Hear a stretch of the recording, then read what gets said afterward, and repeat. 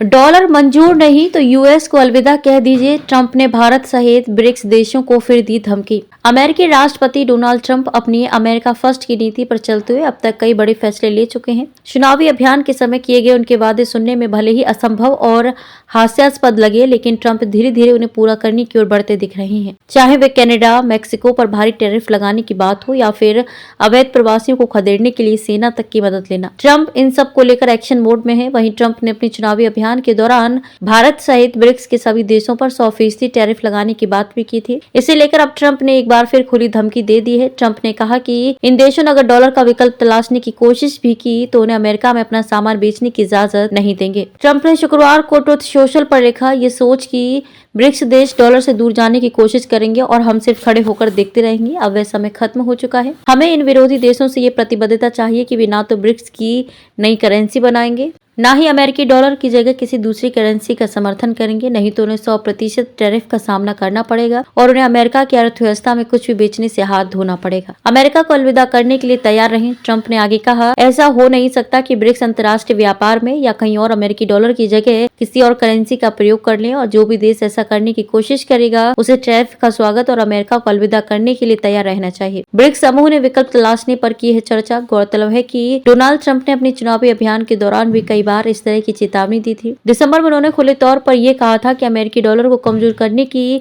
कोई भी साजिश बर्दाश्त नहीं की जाएगी। उन्होंने कई मौकों पर भारत और चीन का नाम लेकर भी 100% टैरिफ लगाने की बात कही है। आपको बता दें कि ब्रिक्स समूह में भारत और चीन के अलावा ब्राजील, रूस, दक्षिण अफ्रीका, मिस्र, इथियोपिया, यूएई और ईरान शामिल हैं।